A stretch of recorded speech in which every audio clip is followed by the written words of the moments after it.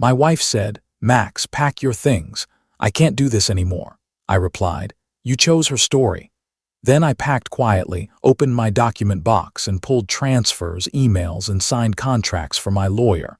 I handed her divorce papers, and the business records changed everything. Welcome back to AF Tales. Today's story is about a stepdaughter who planted a lie and a wife who believed it without asking a single question. As you listen, think about what you would do if your marriage could be ended by one smirk and one accusation. "He's lying, Mom. He's always hated me." The way she said it still plays in my head. Calm voice, slight tremble like she was trying to look brave. A little smirk at the corner of her mouth, sharp and satisfied. My stepdaughter was 20, old enough to know exactly what she was doing. My wife, Elena, stood in the living room looking at me like the decision had already been made. No questions, no doubt, no pause. Just a cold stare and a silence that felt like a locked door. My name is Max, and I learned the hard way that betrayal does not always come from enemies. Sometimes it comes from the people you feed, protect, and build a home with. You would think years of routines and shared plans would count for something. I thought they did. I thought the life we built had weight. That night proved it didn't, at least not to her. The living room was too bright. The quiet was too heavy. I remember feeling like I was standing in a place I used to live in, but it wasn't mine anymore. Elena said, "Max, pack your things. I can't do this anymore." My voice shook. "Are you serious? You're throwing me out because she said something?" Elena didn't answer me. She looked past me toward her daughter with a kind of unconditional loyalty I used to think I had too. In that moment, I understood where I ranked. Not first, not equal, not even worth a conversation. This is one of those moments where people tell themselves, "She'll calm down, she'll ask later, she'll realize." But when someone refuses to ask the simplest question, they're not confused, they're choosing. I packed in silence. Every folded shirt felt like a small funeral.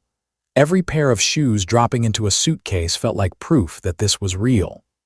When the front door shut behind me, the cold air hit my face and I just stood there for a second with my bag in my hand. I looked back at the window and I saw my stepdaughter's reflection. That same smirk, like she'd won something. I walked to my car and drove without a destination at first. My chest felt tight, like I forgot how to breathe the right way. The first week I slept in a friend's spare room, staring at the ceiling, replaying everything. I kept waiting for my phone to light up with Elena admitting she made a mistake. I kept expecting some message that sounded like my wife. It never came.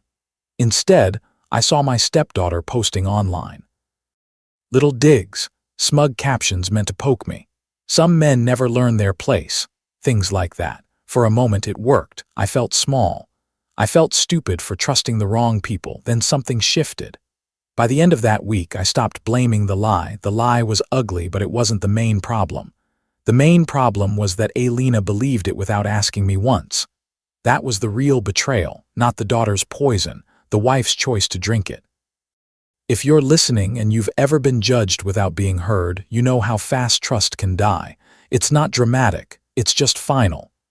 In week 2, I stopped crying. I wasn't raging either. I was quiet. Cold, but not in a cruel way. More like my emotions finally shut down to protect what was left of me. The version of me who begged to be understood died the night the door shut. So I started planning. I opened the old document box I kept for important papers, financial records, property documents. Proof of what I paid and what I contributed. It wasn't just about money, it was about reality. If they were going to rewrite the story, I needed facts that couldn't be argued with. Elena thought I would leave with nothing. She thought she could erase me with one command and a locked door. She underestimated the quiet man she dismissed. By week 3, I had a routine again. Wake up early. Cook my own meals. Make lists in the morning when the world was calm. Call my lawyer. Review documents. Organize everything into neat stacks that told a clear story. Then Elena showed up at my friend's place. She stood in the doorway like she was visiting a stranger. Her face had guilt on it, but it didn't look like guilt for what she did. It looked like guilt for how messy things had become. She said softly, "Max, we both need to reflect. Maybe it's time you apologize and come home. Apologize. That word was the moment I stopped hoping for anything. I smiled, slow and calm, and handed her an envelope. Her fingers shook when she opened it. Divorce papers. She stared at the top page and made a strange sound, like a laugh that wasn't a laugh. "Max, this is ridiculous," she said. "You're upset." "We don't have to go this far." I leaned against the door frame and kept my voice steady. "You believed her without asking me once," I said. "You threw me out like trash, and now you want me to apologize." Her voice rose. "She's my daughter." What was I supposed to do? Ignore her? The words hurt, but they clarified everything. Her daughter came first. I was never her equal. I was convenient. I stepped closer and lowered my voice. "You were supposed to be my wife," I said. "You were supposed to know me better than anyone. Instead, you chose her story over my truth." I watched her eyes change. Not fear of losing me, fear of losing the life I supported. The stability, the structure, the man who kept things running. "Max, don't do this," she said. "Let's just talk." I didn't argue. I didn't raise my voice. I was past that. Silence is a boundary too, and mine was finally in place. Right then, my stepdaughter appeared behind her, arms crossed, smile back on her face. "Good," she said. "He's finally leaving for good. Mom, let him go. He was always jealous of me anyway." This time her words didn't sting. They just confirmed the pattern. I looked at Alina and saw it land just slightly. A crack.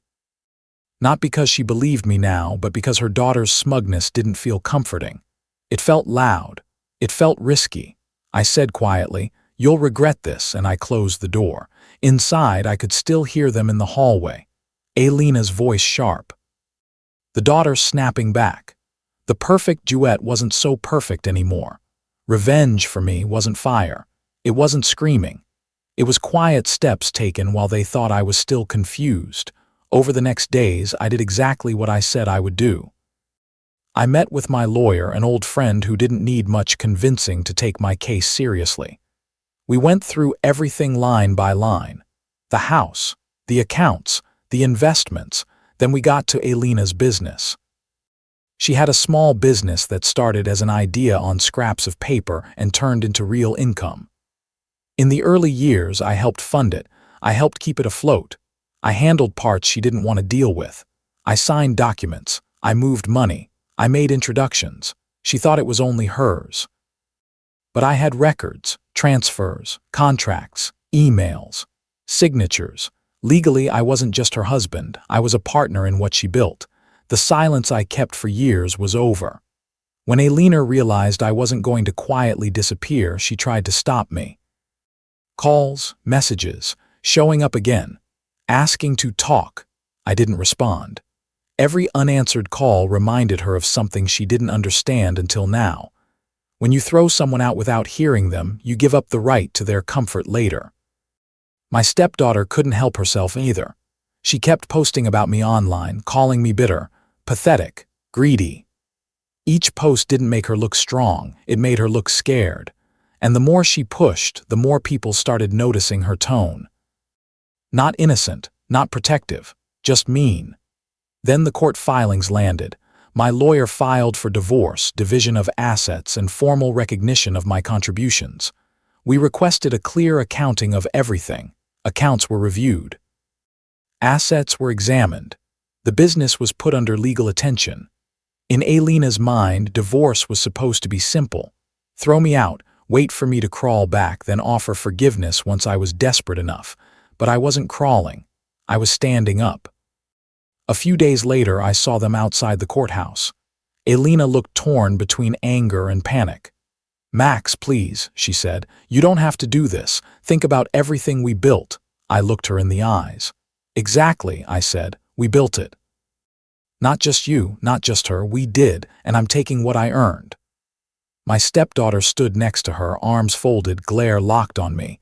"You're just greedy," she spit out. "You never loved her. You only cared about the money."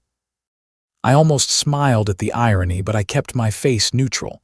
"I'm not the one who lied to ruin a marriage," I said. "You were." She stepped forward like she wanted to keep going, and Alina grabbed her arm. "Stop," Alina hissed. "You're making it worse. Worse." That word hung in the air. Because yes, worse was coming, and not because I was cruel, because consequences don't care about excuses. The hearings began, and with each one I watched Alina shrink in a way I didn't expect, not physically but emotionally. The woman who ordered me to pack my things now sat in a courtroom trying to explain choices that didn't make sense in daylight. My lawyer did his job calmly and thoroughly. Every time Alina tried to downplay my role in the business, a document appeared. Emails, payments, contracts, proof, and her daughter came to every hearing sitting in the back with her arms folded, burning holes into me with her eyes. She wanted me to look weak. But the longer she sat there, the more her bitterness showed. People whispered. They asked quiet questions. They started to see her not as a wounded kid, but as an adult who enjoyed pushing buttons. The turning point came during cross-examination when my lawyer asked Alina, "Did you remove your husband from the marital home without any discussion or proof of wrongdoing?" Alina stammered. Her eyes flicked toward her daughter like she was looking for support, but her daughter couldn't answer for her, and Alina was alone on that stand with her own decision. I didn't gloat. I didn't smirk. I didn't need to. The truth was doing the work. After one hearing, her daughter followed me toward the parking lot. "You think you've won," she said. "You're pathetic. My mom will never forgive you." I turned and met her eyes. "She doesn't have to forgive me," I said, "but one day she'll realize who destroyed her marriage, and it wasn't me." For the first time, her face changed. Just a small flicker, like the words landed somewhere she didn't want them to. I got into my car and drove away, and for the first time in weeks, I felt a quiet kind of peace. Because even if the court was where the paperwork happened, the real collapse was happening at home. Through mutual friends, I heard their bond started to crack. Alina began questioning her daughter, her stories, her late-night explanations, her version of what really happened. Blind trust turned into suspicion, and suspicion turned into fights. One night, Alina reportedly snapped, "You ruined everything."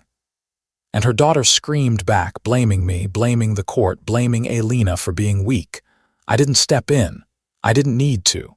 They were undoing each other without my help. Then the judge ruled. The court recognized my right to half the shared assets and recognized my contributions to the business. The words were clear. The decision was final. Alina's face went gray. Her daughter stormed out and slammed the courtroom door hard enough to rattle. That night, I got a message from Alina. "Max, please, we can fix this. Let's talk without the lawyers." Once, I would have clung to that message. Now it felt hollow, like a script she found when she realized she might lose comfort. I didn't reply. Instead, I took the last step I had been thinking about for weeks. With my lawyer's help, I arranged to place my share of the business into a trust that funded scholarships for women who had been abandoned, controlled, or silenced. People who needed a bridge more than I needed another argument. It wasn't a public stunt. It was a clean decision. My pain could become something useful. When Alina found out, I heard her reaction was explosive. Not because she suddenly cared about charity, but because she realized I wasn't just leaving. I was changing the story. Friends told me she yelled at her daughter, accusing her of pushing me to this point. The daughter screamed back that it was Alina's fault for marrying me in the first place. Their alliance became ash. The final hearing felt less like a battle and more like an ending. The judge confirmed the settlement. Papers were signed. The marriage was done on paper the way it had been done in my heart the night I was told to pack. I gathered my documents and walked past Alina without stopping. She lifted her eyes like she was searching for pity, forgiveness, or a way back. I gave her nothing. Outside, her daughter waited with raw anger that looked like fear now. "You destroyed her," she said. I tilted my head calm. "No," I said. "She destroyed herself. You just helped." She didn't answer. She couldn't. Weeks later, I heard Alina sold the house to cover legal fees. The business started to stumble without the support I used to provide quietly in the background. Her daughter moved out, and Alina ended up alone in a smaller apartment, angry and exhausted. I didn't watch with joy. I watched with distance. Because the point wasn't to watch them suffer. The point was to stop letting their choices define my life. I moved into a new place and built quiet routines, early runs, coffee that didn't taste like compromise, rooms arranged exactly how I wanted, silence that felt safe. One morning, an email came from the first scholarship recipient, a woman I didn't know yet. She wrote, "Your scholarship changed my life." I sat there with that sentence for a long time. I realized something then. The best part of leaving wasn't winning in court. It was finding a way to turn a hard chapter into something that didn't poison the next one. A mutual friend later told me, "She keeps asking why you aren't answering." I didn't feel pulled anymore. I didn't feel tempted. I just felt done. Because the past had become a closed door and I had no reason to knock. Here are the lessons I took from this. Lesson 1. If someone believes the worst about you without asking a single question, that is not love. That is convenience. Lesson 2. When a relationship turns into a courtroom at home, facts matter. Document your contributions and protect yourself calmly. Lesson 3. Loyalty that has no balance will eventually break you. A marriage cannot survive if one person is always the easy sacrifice. Lesson 4. Boundaries are not cruel. They are what you put in place when respect is missing. Lesson 5. The best revenge is not their pain. It's your peace and what you build after you stop begging to be seen. What would you have done if your spouse told you to pack your things without hearing your side? And do you think Alina was blinded by love for her daughter, or was she choosing the easiest story to believe?